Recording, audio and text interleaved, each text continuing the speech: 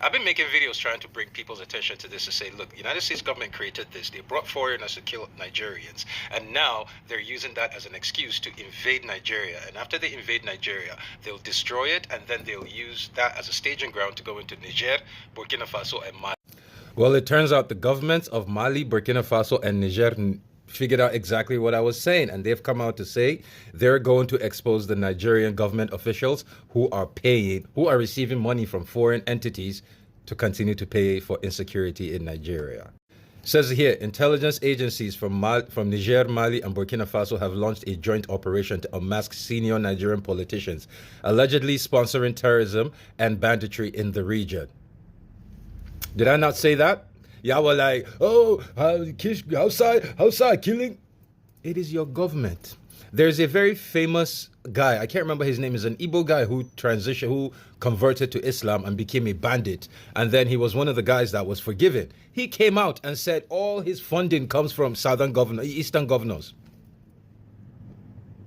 All his funding comes from Igbo governors. All. Reports suggest that some Nigerian officials, under the guise of peace talks, diverted state funds to militant leaders. These funds were then allegedly used to purchase high-caliber weapons.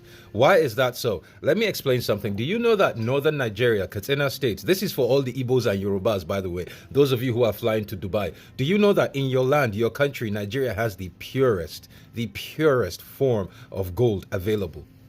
The most yellow, purest form of gold is found in Katsina State in Nigeria. Why are Igbo men and Yoruba men not capitalizing off of that? Why are you not establishing gold business? Let me tell you why. Because governors, southern governors, eastern governors, northern governors are paying for banditry. When they shoot up a town and scare everybody out of the town, they now send their people to go and mine. That's what's happening to the diamonds in Nigeria. That's what's happening to the gold in Nigeria. That's what's happening. That's what's happening in Nigeria. This has nothing to do with religion. But you know what? Like I said, my family is rich as fuck. We're not going to suffer the consequences of this shit. So, who gives a fuck?